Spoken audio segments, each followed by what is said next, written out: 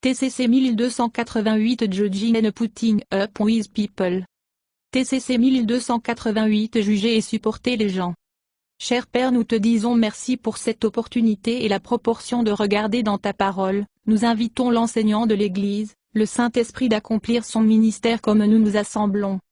Seigneur, nous te demandons d'oindre la parole qui sort de ma bouche pour qu'elle trouve des racines dans les cœurs de toute personne qui va l'écouter. Père, je te prie pour l'illumination, la révélation, la compréhension dans la pensée de tous ceux qui vont l'écouter. Seigneur, je te remercie de m'avoir fait ministre du Nouveau Testament et je te dis merci pour le succès de ce message du fait que le Saint-Esprit est l'enseignant. Merci Seigneur, cela ne dépend pas de moi mais tout dépend de toi, et tu es fidèle. Nous te donnons la louange et te rendons grâce dans le nom de ton Fils Jésus-Christ. Amen. Gloire à Dieu. Nous avons parlé de juger les autres dans le cadre d'une discussion plus large sur l'importance de développer un caractère semblable au Christ ou devenir de plus en plus semblable à Jésus dans nos pensées, attitudes, motivations, paroles, et actions. Nous avons plus à dire sur le jugement et la croissance en ressemblance avec le Christ dans cette leçon. Nous avons souligné que beaucoup de gens ont la fausse impression que la Bible nous dit de ne pas juger les autres. Ceci est incorrect. La Bible ne nous dit pas de ne pas juger, elle nous dit comment juger. Juger signifie se faire une opinion. Se former des opinions sur les autres est une partie normale, nécessaire d'interaction humaine. La Bible permet de former des opinions, ou de juger, jusqu'au judiciaire jugement. Cependant, la Bible nous met en garde contre un certain type de jugement ou d'opinion. Nous sommes mis en garde contre l'habitude de se former précipitamment, condamnant, sévèrement critique, dur et injuste jugement, ou opinion, sans tenir compte des circonstances atténuantes, puis exprimer ceux-ci opinion, jugement, durement et inutilement. Matthieu 7 verset 1 au verset 5. Hâtif signifie juger rapidement et sans avoir tous les faits. Condamner le jugement signifie de prononcer coupable, de déclarer avoir tort, et merde à la punition. Être sévèrement critique signifie que vous êtes trop enclin à trouver des fautes. Circonstances atténuantes sont des faits sur la situation que vous jugez, des faits qui peuvent en partie excuser une infraction ou une erreur, et le rendre moins sévère. Mais vous n'êtes pas prêt à considérer ces faits. Nous avons souligné qu'à cause du péché d'Adam, tous les êtres humains naissent avec une corruption qui nous incite à nous mettre en premier, au-dessus de Dieu et des autres. Nous sommes tous égoïstes ou centrés sur nous-mêmes. Ésaïe 53 verset 6. La nature humaine égoïste veut trouver des fautes, critiquer et condamner parce que, quand nous faisons cela, elle nous met au-dessus des autres.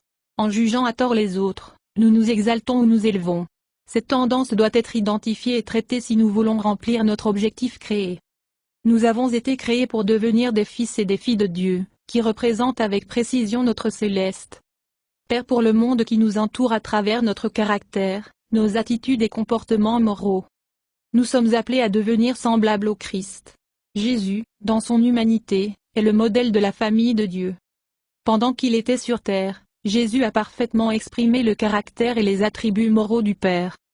Paul l'apôtre a clairement déclaré que c'est le plan de Dieu pour nous, Romains 8 verset 29 car Dieu connaissait son peuple à l'avance, et il les a choisis pour devenir comme son Fils, Bible du Semeur. Paul a aussi écrit, c'est pourquoi moi, prisonnier pour avoir servi le Seigneur, je vous prie de mener une vie digne de votre appel, car vous avez été appelés par Dieu, Éphésiens 4 verset 1, Bible du Semeur. Le mot grec qui est traduit digne signifie de manière appropriée. Exprimer un caractère semblable au Christ est un comportement approprié pour chaque chrétien. Ceux qui disent qu'ils vivent en Dieu devraient vivre leur vie comme Christ l'a fait. Jean 2 verset 6, Bible du Semeur. La déclaration de Paul sur le fait de vivre de manière appropriée n'a pas été écrite pour une personne spécifique qui était appelée à un ministère spécifique de ressemblance avec le Christ. Il a été écrit aux chrétiens en général. Matthieu 11 verset 29 Jésus était humble et doux, et nous devons aussi être humbles et doux. L'un qui est humble se voit comme un serviteur de Dieu et un serviteur de l'homme. Celui qui est doux, contrôle sa colère et traite les autres comme il veut être traité. Vous pouvez vous demander ce que l'humilité et la douceur ont à voir avec le fait de juger les autres. Tout ce que nous faisons, y compris juger les autres, doit être fait avec humilité et douceur comme c'était le cas avec Jésus.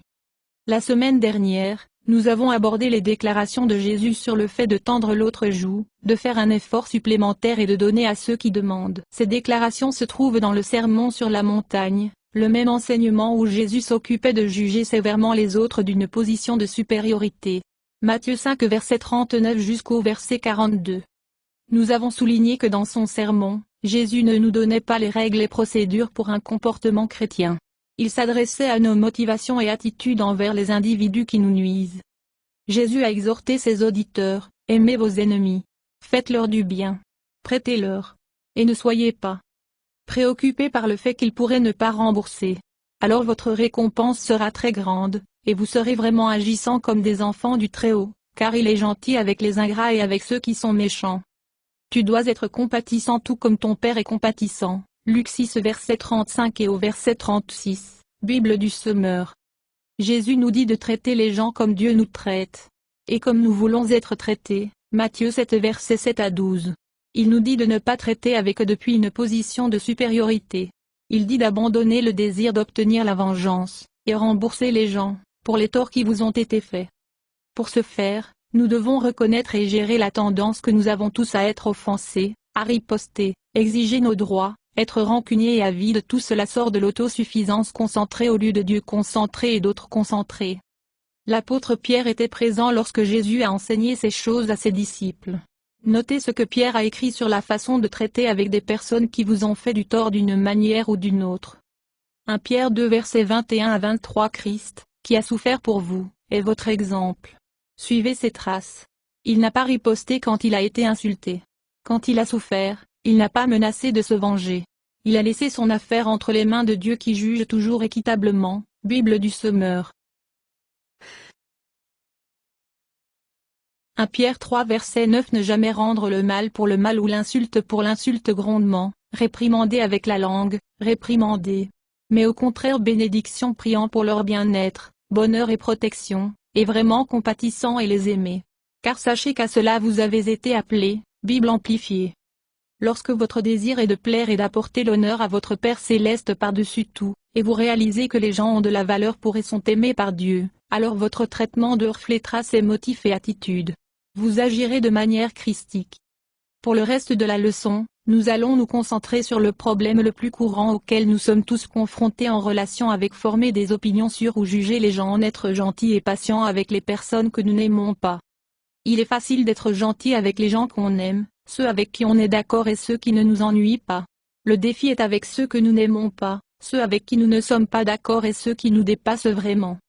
Nous devons réaliser que nous avons tous des faiblesses, infirmités dans notre personnalité et comportement, qui agacent d'autres, et une grande partie de ce que nous critiquons et jugeons chez les autres se résume à des goûts personnels. Vous croyez que les bons amis devraient s'appeler ou s'envoyer des messages plusieurs fois par jour. Ensuite, vous commencez une relation avec quelqu'un qui n'appelle ou ne texte qu'une fois par semaine, parce qu'il croit que plus appel ou texto serait inconsidéré de votre temps. Cette différence vous amène à les juger coupables étant un mauvais ami. Et ils vous jugent inconsidérés et intrusifs. Tu essaies toujours de faire une petite conversation avec les gens parce que tu veux qu'ils se sentent aimés. Mais Bill va droit au but, puisqu'il croit que les banalités gaspillent le temps des gens. Quand vous deux interagir, tu te sens offensé parce que Bill ne prend pas de temps pour faire des banalités, et tu juges que Bill est impoli. Bill est aussi offensé et te juge impoli, parce que tu lui as fait perdre son temps avec des banalités. À quoi ressemble le caractère christique dans ce genre de situation? Cela signifie supporter les gens différents, dans l'humilité, la douceur et l'amour, avec patience et gentillesse. Considérez deux passages. Paul a écrit sur la façon dont nous sommes censés traiter les autres qui font des choses que nous n'aimons pas et les personnes qui nous énervent. Rappelez-vous que Jésus a enseigné à Paul le message qu'il prêchait, et que Paul a exhorté les chrétiens à imiter Christ, tout comme lui-même. Galates 1 versets 11 et 12. 1 Corinthiens 11 verset 1. Nous avons cité Paul plus tôt, Éphésiens 4 verset 1. C'est pourquoi, moi, prisonnier pour avoir servi le Seigneur, je vous prie de diriger une vie digne de ton appel, car tu as été appelé par Dieu. Bible du Semeur, signifie de manière appropriée. Dans sa prochaine déclaration, dans le contexte de s'entendre avec d'autres personnes, Paul décrit une vie qui représente de manière appropriée le Seigneur. Éphésiens 4 verset 2. Vivre, comme vous devenez, avec une humilité complète de l'esprit, humilité, et de la douceur, désintéressement, douceur, avec patience, en portant l'un avec l'autre et en faisant des concessions parce que vous vous aimez les uns les autres. Bible amplifiée. Paul a aussi écrit, puisque Dieu vous a choisi pour être le peuple saint qu'il aime, vous devez vous revêtir de miséricorde tendre, de bonté, d'humilité, de douceur et de patience. Vous devez faire des concessions pour les défauts de chacun et pardonner à la personne qui vous offense. Rappelez-vous, le Seigneur vous a pardonné, donc vous devez pardonner aux autres. Colossiens 3 versets 12 et 13, Bible du Semeur. Paul a utilisé plusieurs mots grecs différents pour la patience et faire des concessions pour les autres. Ces mots expriment la patience, ou supporter, et la souffrance, ou la longue souffrance, avec les gens. Le dictionnaire des mots du Nouveau Testament de Vine définit la longanimité comme une qualité de retenue personnelle face à une provocation qui ne riposte pas hâtivement ou ne punit pas rapidement. Le contraire de colère.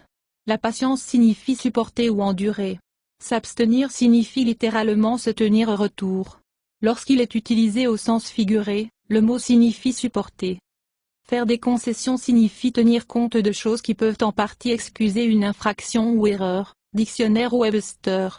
Vous supposez qu'ils croient avoir une bonne raison pour comment ils agissent, ou ils ne réalisent pas à quel point ils sont ennuyeux, ou ils sont seuls ou blessés, etc. Pardonner signifie renoncer au droit de rembourser les gens. La miséricorde implique la compassion ou indulgence montrée à un délinquant ou adversaire qui n'a aucune prétention à la gentillesse. La miséricorde garde-vous d'obtenir ce que vous méritez. Jésus est notre exemple dans la façon de traiter les gens y compris les supporter. Matthieu 17 raconte un incident où les apôtres de Jésus sont venus à lui parce qu'ils étaient incapables de chasser un démon d'un garçon. La réponse de Jésus à eux fut « Vous, les gens têtus et sans foi. Combien de temps dois-je être avec vous jusqu'à ce que tu crois? Combien de temps dois-je te supporter? Amène-moi le garçon. » Matthieu 17 verset 17, Bible du Semeur. Supporter est l'un des mêmes mots grecs que Paul a utilisé dans les versets cités ci-dessus, souffrance long et supportant. Jésus était frustré par ses apôtres. Ils avaient été avec lui pendant plusieurs années, l'écoutant enseigner et regarder son exemple, et pourtant étaient encore insuffisants. Bien que Jésus ait été frustré, il ne les a pas insultés, humiliés ou punis. Il guérit le garçon puis instruisit davantage les apôtres. Matthieu 17 verset 17 jusqu'au verset 21. Jésus a résumé comment nous devons traiter les autres, y compris lorsque nous les jugeons et interagissons avec eux, dans un commandement. Aimez-les ou traitez-les comme vous voulez être traités. Matthieu 7 verset 12. Matthieu 22 verset 39. Cet amour n'est pas un sentiment. C'est une action, un amour qui pense, comment voudrais-je être traité si. Les rôles étaient inversés, si je les ennuyais, si je faisais quelque chose de stupide, impoli ou irréfléchi. Cet amour prend en compte les circonstances atténuantes et fait des concessions parce que cet amour croit le meilleur, l'amour est prêt à croire le meilleur de chaque personne. 1 Corinthiens 13 verset 7, Bible amplifiée. Quand quelqu'un nous énerve, nous devons prendre une profonde inspiration, tenir notre langue et commencer à réfléchir, comment voudrais-je être traité? Ils ne réalisent pas à quel point ils sont grossiers et ennuyeux. Ils croient qu'ils ont une bonne raison pour ce qu'ils font. Peut-être que je n'ai pas tous les faits. Je ne sais pas à quelles circonstances ils font face. Peut-être que si je connaissais leur expérience de vie, je comprendrais pourquoi ils agissent comme ça. Peut-être qu'ils vraiment sont une personne inconsidérée, impolie, mais ils comptent pour Dieu et ils les aiment. Seigneur, aide-moi de les voir et de les traiter comme vous les voyez et traitez-les. Nous en faisons tout à propos de moi et de ce qu'ils me font. Pourquoi devrais-je supporter cela? Notre déchu la chair va instinctivement à mes droits, et veut se venger ou leur donner une leçon bien méritée. Notez ce que l'apôtre Jacques a écrit. Jacques 1 verset 19 à 20. Chers amis, soyez rapides à écouter, lents à parler, et lentement pour se mettre en colère. Votre colère ne peut jamais rendre les choses justes aux yeux de Dieu. Bible du Semeur. Rappelez-vous que Dieu est en nous par son esprit pour nous fortifier et nous aider à aller de l'avant. Notre choix de marcher dans l'amour et de répondre d'une manière christique en interagissant avec des personnes difficiles. Ce sont des sujets difficiles à discuter parce que la plupart d'entre nous font face à des situations spécifiques et difficiles. Et je ne peux donner que des principes généraux et demander au Seigneur de nous aider à les appliquer spécifiquement. Et, comme nous l'avons dit la semaine dernière, il y a des moments où il est approprié de tracer des lignes définitives, d'être direct dans les relations, et s'éloigner des personnes difficiles ou pécheresses. Mais, dans ces leçons, nous travaillons sur la façon dont nous pouvons développer un caractère, des motifs et des attitudes qui affectent notre comportement. Et nous avons tous besoin de travailler à identifier et à nous en détourner égoïsme, envers Dieu et les autres, dans ce que nous disons et faisons, lorsque nous interagissons avec des personnes difficiles. Les personnes qui nous agacent peuvent vraiment être grossières, inconsidérée, dominatrice, égoïste, etc. Mais, comme nous l'avons souligné, il se peut qu'il fasse simplement les choses différemment de nous. Mais au lieu d'accepter cette différence, nous jugeons eux mal, puis les traiter d'une position de dureté et de supériorité. Nous devons réaliser que notre chemin n'est pas nécessairement le bon chemin ou même le mauvais chemin. C'est juste le chemin, vous le voyez, la façon dont vous le faites. La Bible indique clairement qu'il est acceptable de ne pas aimer ou d'être en désaccord avec la manière quelqu'un fait quelque chose, mais nous ne pouvons pas le gérer d'une position de supériorité. Paul a traité d'une situation qui impliquait des chrétiens qui avaient des opinions très différentes sur certaines questions. Dans son épître aux Romains, Paul a abordé ces différences et les a exhortés à ne pas se juger mutuellement. Nous pouvons acquérir une certaine compréhension de la façon de gérer ce genre de situation. Romains 14 verset 1 jusqu'au verset 23. L'Église à Rome, la communauté de croyants qui s'est développée dans la ville de Rome, avait les deux juifs et des gentils, non-juifs, en elle, et cela a conduit à des désaccords sur un certain nombre de pratiques religieuses. Les Juifs, sur la base de leurs pratiques religieuses antérieures à Jésus, s'abstenaient de manger certaines viandes et ils observaient certains jours comme saints. Les gentils n'avaient pas de telles traditions, et des disputes et des jugements ont surgi entre les deux groupes. Dans son épître, Paul indique clairement qu'il y a de la place pour des opinions différentes sur les questions non coupables. Quand le problème est quelque chose de pécheur, quelque chose que Dieu dit être mauvais, nous devons être d'accord avec lui. Nous ne sommes pas Je vais faire une étude détaillée de ce passage, mais notez quelques points liés à notre sujet. Paul a écrit, « Acceptez-vous mutuellement et ne discutez pas de savoir qui a raison ou tort. Ne regardez pas de haut sur l'homme qui a une opinion et une pratique différente, parce que Dieu l'accepte. » L'accent de Paul n'est pas sur ce que fait l'autre gars, mais sur ton attitude envers l'autre gars. Paul a utilisé le mot grec pour juger 8 fois dans ce passage. Le mot est traduit juge, mais également traduit par mépriser, critiquer, condamner, porter un jugement. Romains 14 verset 3. Que celui qui mange ne méprise pas ou ne méprise pas celui qui s'abstient, et qu'il ne qui s'abstienne critique et juge celui qui mange. Bible amplifiée. Romains 14 verset 4. Qui êtes-vous pour condamner les serviteurs de Dieu? Ils sont responsables devant le Seigneur, alors qu'il leur dit s'ils ont raison ou tort. La puissance du Seigneur les aidera à faire comme ils devraient. Bible du Semeur. Romains 14 versets 7 et 8. Car nous ne sommes pas notre propre maître quand nous vivons ou quand nous mourrons. Pendant que nous vivons, nous devons vivre pour plaire au Seigneur. Et quand nous mourrons, nous allons être avec le Seigneur. Donc dans la vie ou dans la mort, nous appartenons au Seigneur. Bible du Semeur. Romains 14 verset 10. Pourquoi critiquez-vous et jugez-vous votre frère? Pourquoi baissez-vous les yeux sur ou méprisez ton frère? Car nous nous tiendrons tous devant le trône de jugement de Dieu. Bible amplifiée. Chacun de nous est d'abord et avant tout responsable devant Dieu. Nous dirons se tenir devant Jésus et donner compte de nous-mêmes et de ce que nous avons fait, pas ce que l'autre gars a fait. En conclusion, la ressemblance avec le Christ peut signifier supporter et souffrir longtemps avec les gens. Vous n'avez pas à aimer, chercher ou fréquenter des personnes ennuyeuses et difficiles, mais tu dois être gentil et patient avec elles. Considérez honnêtement, pourquoi faites-vous ce que vous faites pour votre gloire ou celle de Dieu, pour le bien des autres ou pour votre bien? Comment considérez-vous les gens avec lesquels vous interagissez comme des idiots ne méritant pas votre temps, ou comme ceux qui sont aimés par et précieux pour Dieu? Demandez à Dieu de vous aider à voir les gens comme il les voit. Tous ces traits sont liés: humilité, douceur, patience, gentillesse, pardon. Christianisme est plus que de garder une liste de règles et procédures. C'est l'esprit ou le motif et l'attitude derrière les actions. C'est exprimer un caractère semblable au Christ dans et à travers chaque action que vous entreprenez. Ma prière est que par ces leçons chacun de nous sera inspiré pour marcher comme Jésus a marché. Laissez Jésus vous faire confiance à travers sa parole, la Bible.